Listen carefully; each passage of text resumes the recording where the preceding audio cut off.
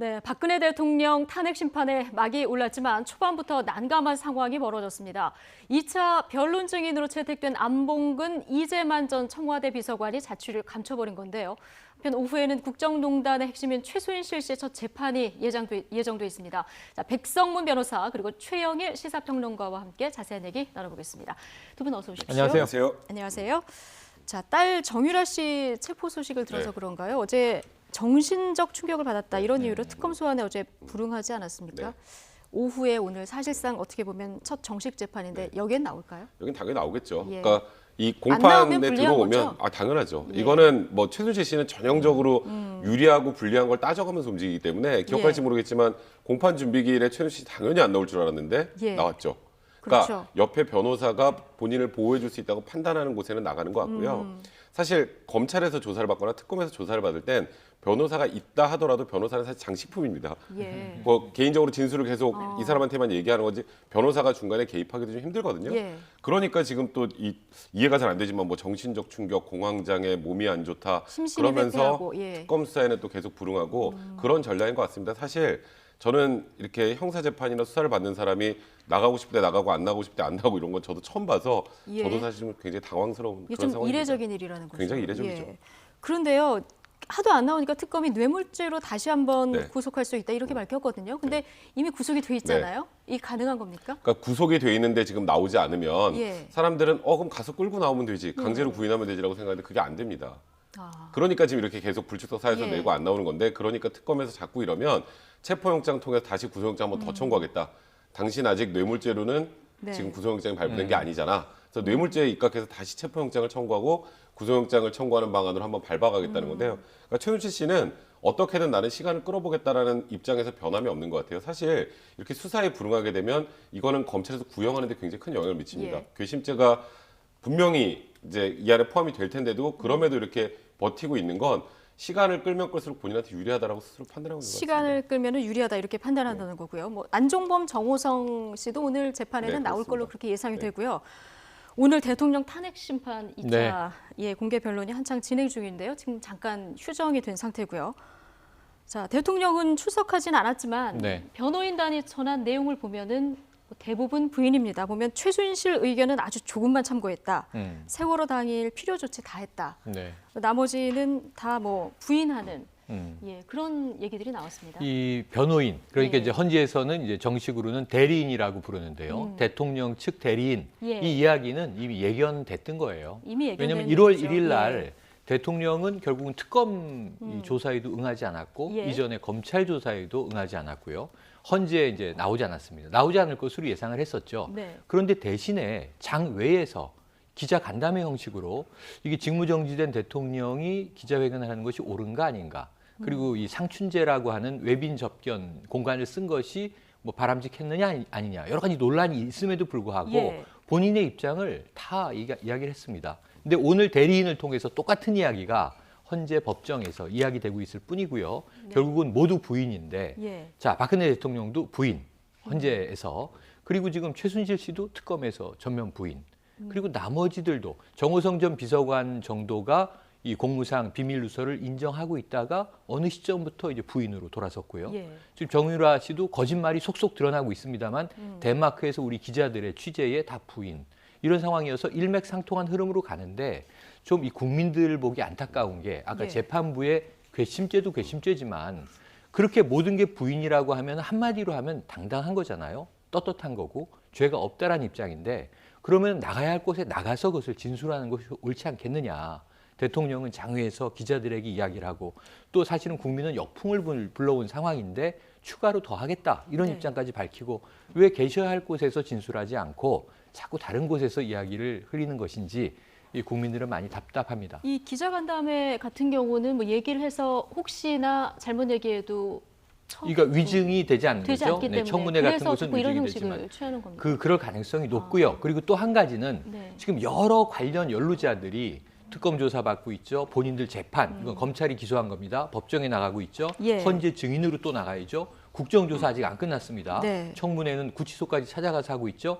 근데 이런 상황에서 대통령의 이야기가 직접 전달되지 않더라도 예. 기자간담회 형식으로 이제 언론을 통해서 유포가 되면 일종의 가이드라인을 형성하고 있는 것 아니냐.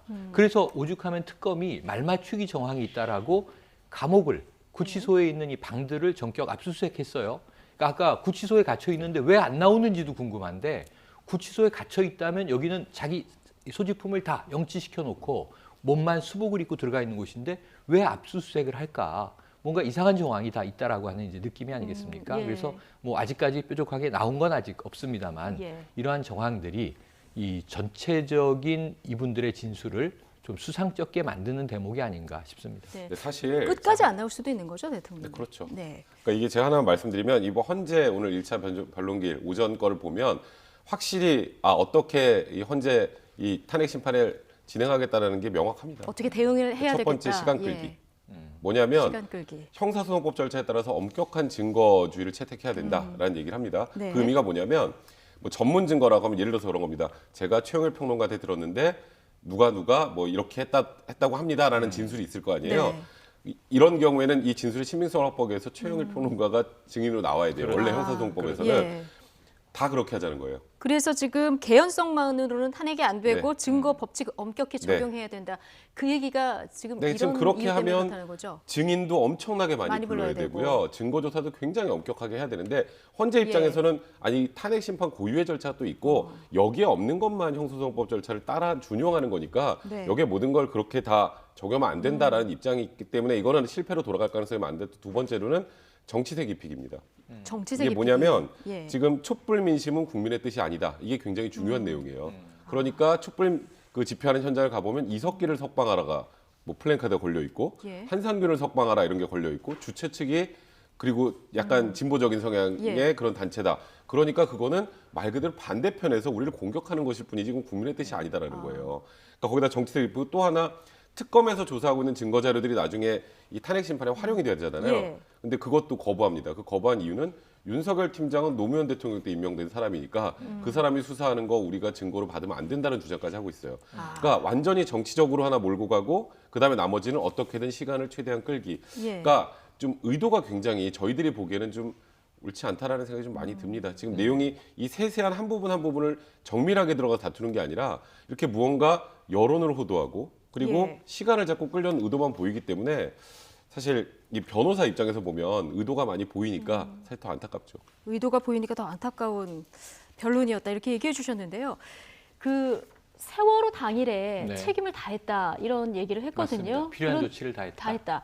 근데 헌재에서 그 자세한 일정을 내라고 하지 않았습니까? 오늘 그건 맞습니다. 냈습니까? 안 냈다고 하더군요. 아, 그러니까 그것도 안 한 번 냈습니까? 미뤘죠. 예. 한 번 미뤄서 지금 기억이 잘 나지 않아서 기억을 찾기 위해서 노력하겠다. 이런 정도의 답변만 우리가 들었는데 기자간담회에서는 또 이 얘기를 하셨어요. 예. 왜냐하면 기억이 없다라는 이야기와 완전히 상충되는 이야기인 것이 예. 자, 필요한 조치를 다 했다. 안타까운 일이다. 네. 하지만 대통령으로서 내가 할 일은 다 했다. 그런데 문제는 뭐냐면 국민들이 답답해하는 시간이 토막토막 끊겨 있는데 말이죠. 네. 지금 이것이 팩트다라고 청와대 홈페이지에서 밝힌 바에 따르면 예. 보고는 22차례를 했어요. 근데 대통령이 이것을 제대로 접수했는지 아닌지에 대한 확인은 없어요. 근데 그 기록들이 다 안 남아 있나요? 기록이 남아있는 게 정상입니다. 네. 대통령이 확인했으면 예. 이게 이메일 문서면은 우리는 개인들이 이메일을 주고받아도 확인했는지 안 했는지 네. 내가 문자를 보내도 확인했는지 안 했는지 기본적인 기능입니다. 확인할 수 있죠. 그러니까 예. 대통령이 직접 보았다, 확인했다. 그렇다면 그것은 기록으로 전자기록으로 남아있는 게 정상이고요. 예. 그리고 심지어는 팩스로 보냈느냐 이 청문회에서 나온 얘기인데 김장수 당시 국가안보실장에게 의원들이 질문했을 때 중령급 일종의 전령이 뛰어갔다고 얘기를 해요. 근데 그러니까요. 집무실에 계신지 관저에 계신지 몰라서 양쪽에 다시 다 왔다는 보냈다 거죠. 이런 예. 얘기도 해요.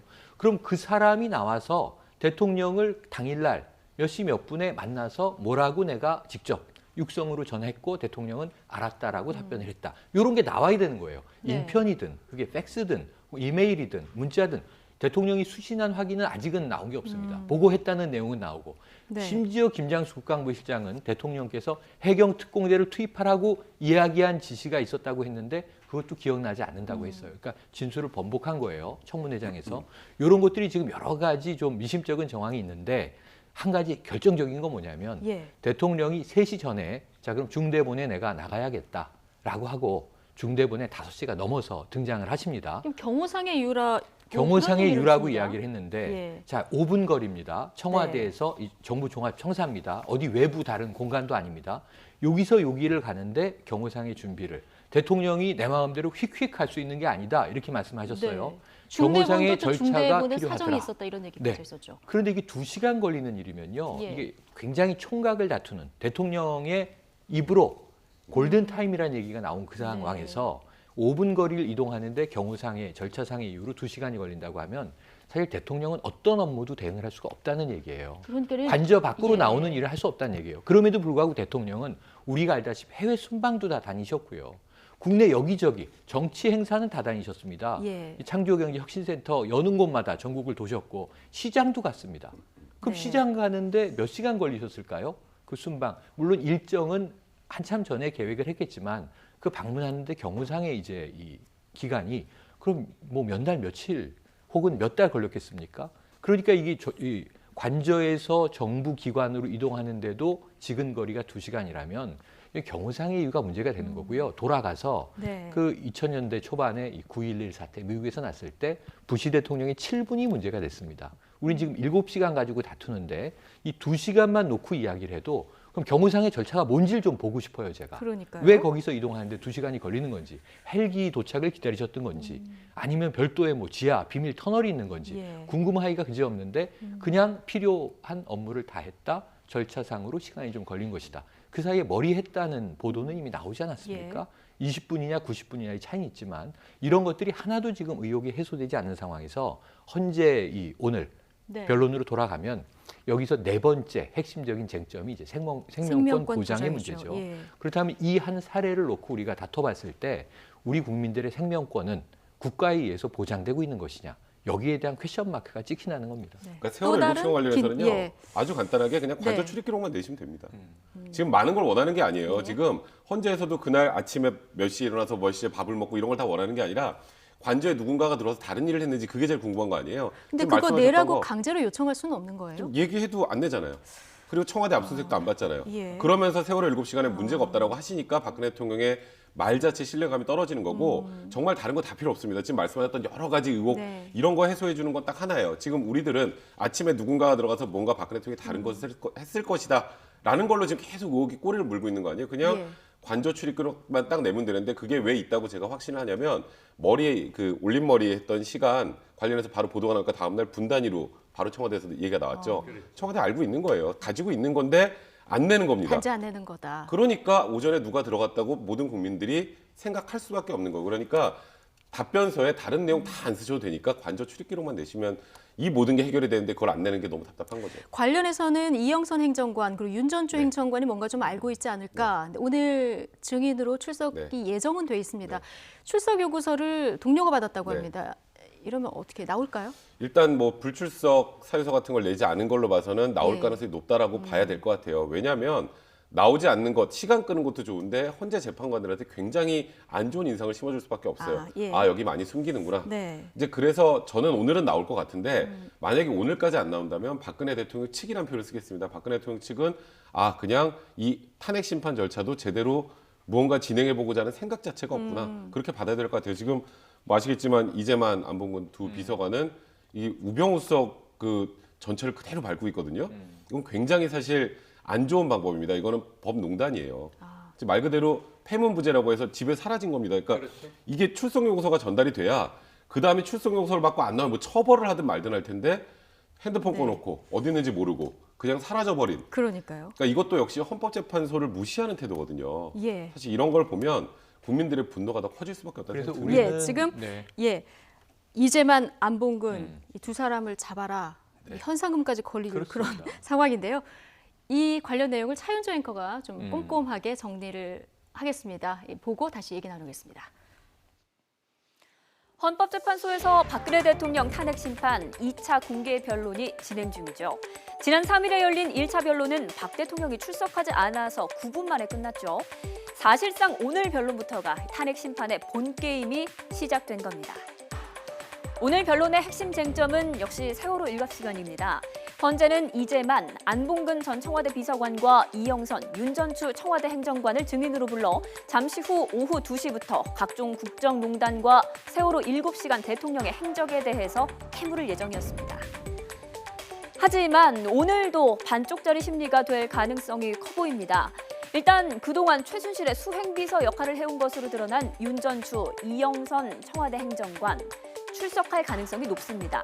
헌재 출석 요구서를 받았고 그리고 아직 불출석 사유서도 내지 않았기 때문인데요. 혹여나 납득할 수 없는 사유로 출석하지 않을 경우 헌재가 강제 구인 절차에 나설 수도 있습니다. 문제는 나머지 2명입니다. 그나마 출석 통지를 받은 두 행정관과 달리 이재만, 안봉근 전 청와대 비서관 이 두 사람에게는 증인 출석 요구서조차 전달하지 못했습니다. 헌재는 먼저 우편으로 증인 출석 요구서를 보냈지만 전달이 안 됐습니다. 그래서 직접 주려고 직원들을 보냈는데 집 문은 굳게 잠긴 채 인기척도 없고 전화도 안 받고 있습니다. 사실상 잠적한 겁니다.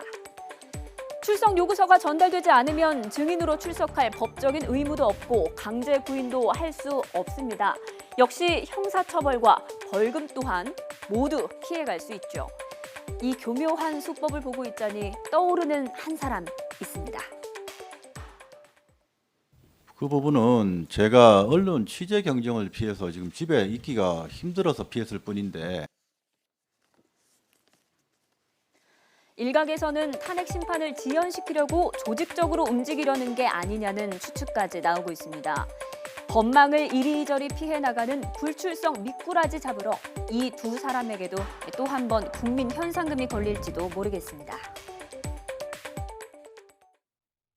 네, 지금 둘 다 연락이 두절된 그런 상황입니다. 우병우 전 수석 그대로 따라하는 거다. 이게 성공했다고 보는 걸까요? 네, 아까 예. 폐무부제 말씀하셨지만 네. 사실은 이걸 지금 쉽게 한마디로 하면 행방불명, 행방불명. 실종 상태 이렇게 볼 수 있는데요. 바로 얼마 전까지 청와대에서 네. 핵심 비서관으로 예. 일했던 고위공직자 2명입니다. 박근혜 대통령의 최측근이고 18년간 정치 활동을 모셨던 사람들입니다. 근데 이런 사람들이 옷을 벗었다고 해서 그러니까 지금은 사인의 신분인 건 맞죠. 예. 이렇게 이 대통령께서 가장 강조하셨던 게 법과 원칙입니다. 우리 국민들이 거기서 4년 동안 굉장히 많이 들었습니다. 그런데 대통령의 사람이 이렇게 법과 원칙을 무시하고 아까 미꾸라지라는 이 모욕적인 이야기까지 들으면서 예. 얼굴을 보이지 않고 있어요.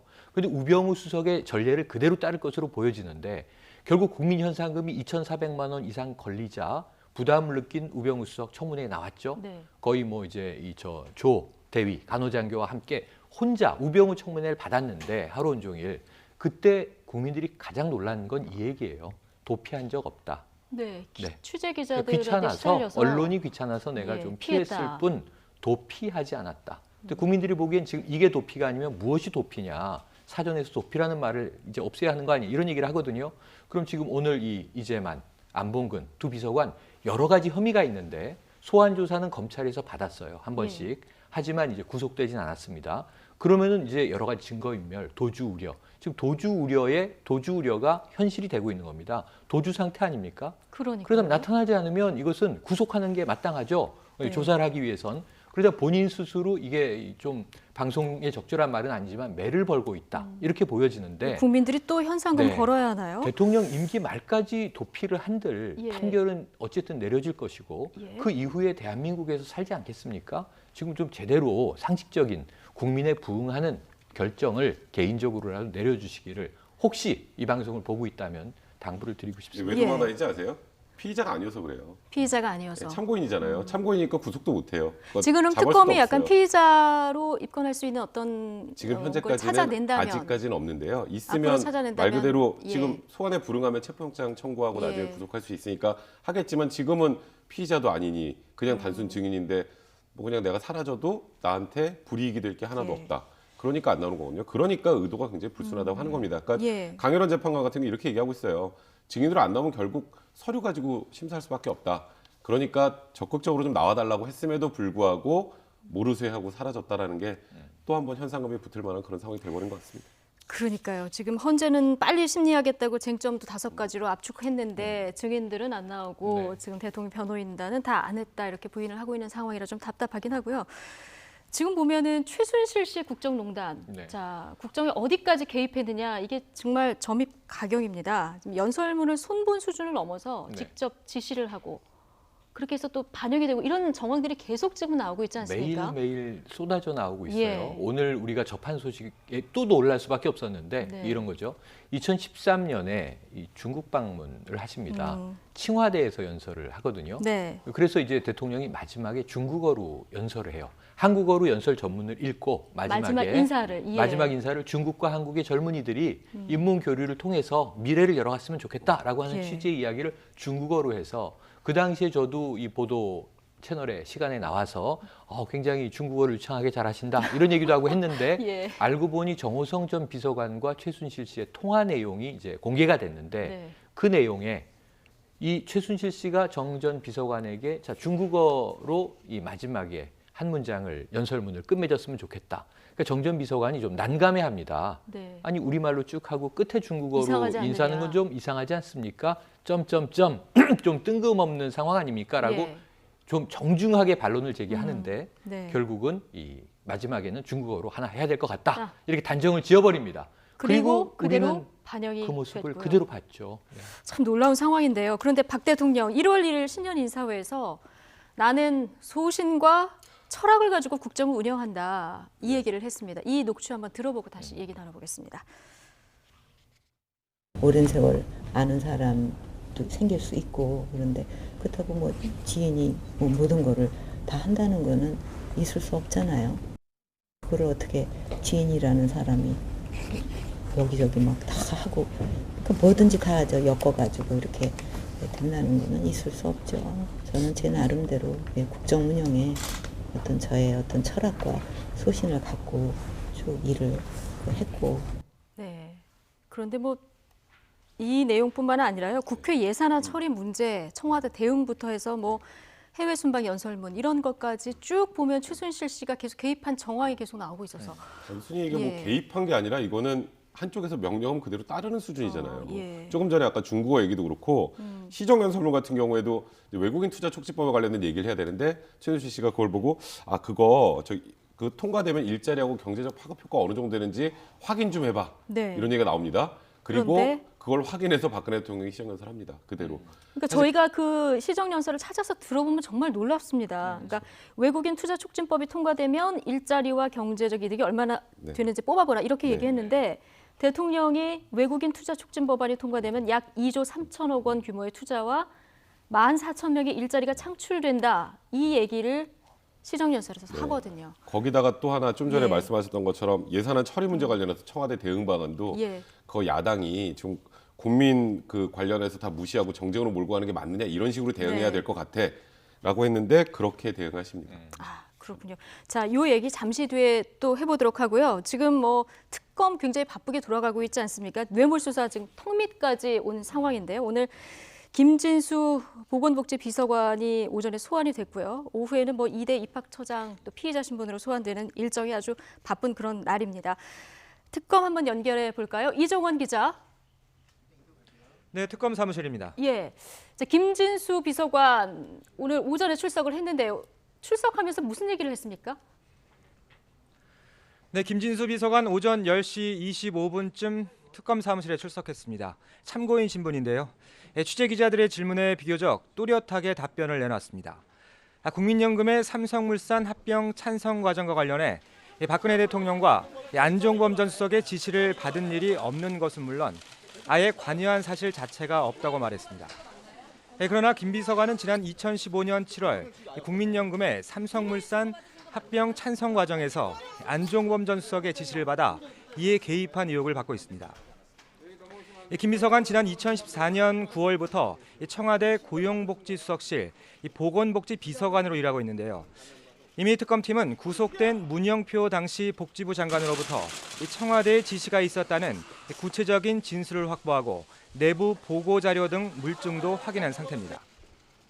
네. 특검은 오늘 김진수 비서관을 상대로 청와대 내부에서 진행됐던 구체적인 논의 사항과 의사 결정 과정 등을 집중적으로 캐묻고 있습니다. 이틀 전에는 김진수 비서관의 상관이었던 최원영 전 수석도 불러 조사를 마쳤고 어제는 안종범 전 수석을 구치소에서 데려와 이와 관련한 조사에 집중했습니다. 현직 청와대 비서관이 특검에 소환된 건 오늘이 처음입니다. 삼성물산과 제일모직의 합병과 관련한 뇌물사가 박 대통령 턱밑까지 다다른 건데요. 조만간 박상진, 장충기 사장 등을 시작으로 삼성 수뇌부 인사들도 줄줄이 소환될 전망입니다. 네, 오늘 뭐 2대 학사 비리 블랙리스트 수사도 계속될 예정인데요. 자, 남궁곤 전 이화여대 입학처장 또 송수근 문체부 1차관 지금 소환 조사를 받고 있죠? 네, 특히 남궁곤 전 이대 입학처장은 피의자 신분인데요. 오전 9시 반쯤 도착해서 조사가 한창 진행 중입니다. 기자들의 질문이 쏟아졌지만 별다른 언급 없이 조사실로 향했습니다. 남궁곤 전 처장은 정유라 씨의 부정 입학에 관여한 핵심 관계자로 지목된 상태입니다. 당시 면접평가위원들에게 아시안게임 금메달리스트가 있으니 뽑으라고 말했다는 의혹을 받고 있습니다. 이미 류철근 교수를 구속한 특검은 남궁곤 전 처장을 상대로 정 씨가 부정 입학한 이 과정에서 영향력을 행사한 윗선을 가리는 데 집중하고 있습니다. 류 교수가 배우로 지목했던 김경숙 전 학장은 물론 최경희 전 총장의 소환도 임박했는데요. 이와 함께 오늘 오후 2시에는 송수근 문체부 1차관이 소환됩니다. 문체부 기획조정실장 시절 블랙리스트를 총괄해 관리했다는 의혹을 받고 있습니다. 특검은 이미 지난달 26일 문체부 압수수색 과정에서 송 차관의 휴대전화도 압수해 분석해왔습니다. 지금까지 특검 사무실에서 YTN 이종원입니다. 네, 자 특검 출입하는 이종원 기자 연결해봤고요. 자, 뭐 검찰 수사, 이 특검 수사에 있어서 1등 공신이 정호성 전 비서관의 휴대전화 녹취록 아니겠습니까? 지금 관련 얘기 계속 하고 있었는데, 자, 이 녹취록을 보면요, 남성이 또 한 명 등장하지 그렇죠. 않습니까? 정 전 비서관을 정 과장님 네. 이렇게 호칭하는 사람이 나옵니다. 그래서 예. 이 정 과장이라고 부른 남성의 목소리는 누구의 것인가? 예. 이게 정윤회 씨일 것이다라고 추정이 되고 있어요. 지금 TV조선에서는 그렇게 네, 얘기를 했죠. 왜냐하면 그 주변 지인들이 네. 자, 정 전 비서관, 정 비서관님이 아니고 반말을 하거든요. 예. 하대를 하면서 자, 정 과장 이거 어떻게 됐어? 이거 이렇게 해야지. 이런 이야기를 하는데 네. 그렇다면 누군가 상급자일 가능성이 있단 말이에요. 그런데 정 과장이라는 호칭은 과거에 이 정윤회 씨가 2007년까지는 박근혜 대통령 되시기 전에 비서실장이었단 말입니다. 98년부터. 그리고 문고리 3인방을 뽑아서 보좌관으로 앉힌 인물이기도 해요. 예. 그 관계에서 과거에 정 과장이라고 호칭을 하는 사람은 정윤회 씨 정도밖에 기억나지 않는다라는 이제 주변 지인들의 이제 일종의 전언에 따르면 특검이 수사를 한다면 이 목소리가 정윤회 씨로 밝혀질 가능성이 이제 있는 거고요. 네, 이건 뭐 목소리 분석하면 바로 나오는 거 밝혀지게 아니겠습니까? 되면 예. 2014년 정윤회 문건 유출 사건이 터졌을 때 예. 검찰에도 이제 출석을 했습니다. 그래서 2007년 대통령의 곁을 떠난 이후에는 왕래도 없었고 접촉도 없었고 통화도 없었다. 그런데 사실은 그 시점에 이재만 총무비서관하고 통화한 기록이 나왔어요. 그런데 이 문건 때문에 내가 뭐 이렇게 민정수석실에 공직기관 비서관실에 수사 대상이 돼 있다고 하니 확인하려고 전화를 했던 것이다. 근데 이게 외부의 일반 민간인이 네. 청와대 민정수석실이 나를 수사하는지 아닌지 알 수가 없는 거거든요. 지금부터 수사 시작합니다 하고 얘기를 하는 게 아니라 다 내사라고 우리가 부르지 않습니까? 조용히 이제 민정시찰을 하는 건데 그걸 알고 청와대 이 총무비서관에게 전화를 할 정도면 사실 보통 인물은 아닌 거거든요. 그런데 2013년에 통화까지 나와서 만약에 현재 국정에 일부 개입했다면 지금 최근에도 인터뷰를 했습니다. 내가 있을 그렇죠. 땐 이런 어제 문제가 나왔습니다. 없었는데 예. 최순실만 놔두고 내가 빠지다 보니 이런 일이 벌어진 것 같다. 근데 바로 연이어서 지금 이 녹취록에서 또 나온 겁니다. 나온 거죠. 예. 이게 아직 확정은 안 됐습니다만 네. 이 추정은 가장 이제 유력한 인물이에요. 그렇죠. 이게 아직까지는 좀 추정입니다. 밝혀진다면 예. 특검에서 이제 정윤회 씨도 수사 대상에 올리게 되지 않겠는가 예견을 네. 해봅니다. 자, 뭐 정호성 녹음 파일 녹취록 네. 보면요, 최순실 씨가 손을 안 댄 부분이 없습니다. 심지어는 대통령이 키우는 진돗개 이름까지 최순실 씨가 지었다. 이런 정황이 지금 나오고 있지 그렇죠. 않습니까? 또 관저내부 벽지도 최순실 예. 씨가 골랐다는 얘기를 네. 하는데 그쯤 되면 박근혜 대통령이 하신 게 뭔지를 찾는 게 더 빠를 것 같아요. 네, 지금 보면요, 저 정호성 전 비서관이 올렸다는 거거든요. 그렇죠. 누리보듬, 누리보듬, 행복희망, 네. 새로움, 이룸, 해치, 혐오 이렇게 4가지 안을 올렸는데 여기서 또 고릅니다. 네. 네. 희망이와 새로움이로 결정이 되거든요. 네. 그래서 예. 저것도 이제 최순실 씨가 다 보니까 그럼 요렇게 2개로 하는 게 제일 좋겠네라고 하니까 또 이름이 저렇게 결정이 된 네. 거잖아요. 하다못해 그 기르는 개 이름에다가 관저의 벽지까지 최순실 씨가 골라야 했다면 박근혜 대통령께서 결정하신 게 도대체 뭔지. 아까 박근혜 대통령이 신년 그 기자간담회에서는 본인이 철학과 소신을 가지고 하셨다는 얘기를 많이 하셨는데 네. 이게 오늘 지금 우리가 하고 있는 얘기에다가 이런 것까지 다 종합을 해보면 오히려 이제 반문을 해보고 싶은 건 박근혜 대통령께서 스스로 결정하신 게 뭔지 그걸 밝히는 게 오히려 맞지 않을까라는 생각이 들 정도입니다. 굉장히 그러니까요. 안타깝네요. 이런 상황까지 저희가 얘기해야 된다는 게. 네. 근데 희망이와 새롬이요. 네. 평창 그 동계올림픽 마스코트로 밀려다가 네. 안 된 이 거 맞죠? 진돗개가 예. 아주 이 유명한 진돗개인 것이 네. 사실 대통령 당선이 돼서 이제 삼성동 사저에서 청와대 관저로 들어가실 때 같이 들어가. 동네 주민들이 선물로 준 선물을 해서, 거예요. 예. 이 정말 예쁜 진돗개 강아지 2마리 선물로 줘서 이름을 국민 공모로 짓겠다 하고 올라온 4개 쌍을 또 엇갈려서 2개를 예. 뽑은 게 이제 희망이 새롬인데 초기부터 비선 실세가 있는 거 아니냐? 실세는 대통령 관저에 보고 문건들을 가지고 많이 드나드는 사람이 실세다. 그래서 그 당시에 뭐 국방장관이다, 누구다 이런 이야기들이 있었는데 대통령이 뭐라고 이야기를 했었냐면 언론에다가 실세가 있다면 진돗개들이 실세예요. 이렇게 농담으로 이야기를 하거든요. 예. 그때 등장한 이후에 진짜 실세였던 것이 말씀하신 대로 평창 동계올림픽의 마스코트를 진돗개로 바꾸겠다고 조직위원회 임원들이 그 이 비행기를 타고 날아다니면서 대통령의 압박에 의해서 시도를 하지만 이게 이 좀 서구적인 시각에서는 대한민국은 아직 보신탕을 먹는다고 하는 이미지가 있는데 개를 마스코트로 채택하면 좀 여론이 시끄러울 것 같다 하고 이제 완강히 반대를 해서 이제 좌초가 돼요. 예. 그리고 대통령이 굉장히 질책을 한 것으로 나중에 밝혀져요. 그래서 김연아 씨가 네. 종이 마스코트 들고 홍보하는 맞습니다. 그런데 그 그런 뒤에 장면까지가 결국은 저희 이것도 최순실 씨가 이름을 지어준 청와대의 진돗개를 여러 가지로 활용하기 위한 정황들이 또 펼쳐지고 있어서 씁쓸한 대목인데 결국 작은 벽지의 선택부터 이 국정 연설문의 확정까지 모두 다 최순실 씨의 개입이라면 그럼 박근혜 대통령은 아바타 대통령 아니었느냐 이런 얘기가 국민들로부터 나오고 있고요. 또는 결정장애신 게 아니냐 결국은. 그렇다면 어떻게 이 5년 동안 국가를 이끌고 갈 각오를 했던 것이냐. 왜 대통령이 되신 거냐 이런 질문들이 나오고 있는 오늘입니다. 그렇습니다. 그런데 최순실 씨 참 이런 거 보면 대단하다는 생각이 들고요. 그 딸 정유라 씨도 사실 21살 치고는 좀 굉장히 당차다 이런 느낌이 들거든요. 지금 독일에서 선임한 변호사가 국선 변호사다 이런 얘기 했었는데 이게 또 보니까 그게 아닌 것 같더라고요. 그러니까 말만 거짓말을 한 게 아니라 이런 아주 기본적인 사실관계까지 거짓말을 한 예. 거더라고요. 확인해 보니까 지금 그 정유라의 변호사라고 해서 인터뷰했던 그 덴마크 변호사가 굉장히 그 덴마크에서는 큰 로펌에 아주 잘 네. 나가는 변호사다라는. 이럴 경우 보통 국선 변호를 안 하죠. 아니 원래는 이런 네. 경우에 보통 국선 변호를 많이 하죠. 많이 합니까? 그러니까 정유라 예. 씨는 돈이 없다라 그랬어요. 네, 이번에 네. 원래 땡전 한 푼 회사로부터 없다. 받고 엄마한테 좀 많이 받았는데 엄마가 갇히고 나서 회사로부터 지원이 끊어져서 돈이 한 푼도 없다라고 했는데 그래서 저는 국선 변호사 그걸 이미지 메이킹 때문에 일부러 그렇게 한 거라고 생각했는데 그게 거짓말이었던 거죠. 이런 정도의 굵직한 사건, 이거는 우리나라 전체 국민들의 그 염원이 담겨 있는 그런 사건들이잖아요. 네. 이런 사건의 반대쪽에 있는 변호사로 쓴다라는 건 이분한테 얼마나 많은 돈이 갈까요? 예, 이제 그런 걸 생각하면 지금까지 지금 정유라 씨가 했던 말들도 대부분 거짓이었는데 이건 역시 거짓말이라는 게 밝혀서 참 씁쓸하네요. 그러니까 뭐 학점도 학교에 가지 않았는데 학점 나와서 참 의아했다 했는데 교수님들과 학점 잘 받는 방법까지 상담을 받았던 네. 그런 일이 있었죠. 또 하나 더 해야 예. 돼요. 대통령을 초등학교 때 뵙고 못 뵀다. 뭐 이모라고 부르냐는 질문이 아니라고 했는데 승마 선수 시절에 대통령과 함께 찍은 사진이 또 나왔습니다. 그렇군요. 21살밖에 안 됐는데요. 정말 진짜처럼 얘기를 해서 그 네. 말은 믿으려고 했었는데 자꾸 거짓말이 또 드러나네요. 지금까지 백성문 변호사 그리고 최영일 시사평론가와 함께했습니다. 고맙습니다. 고맙습니다.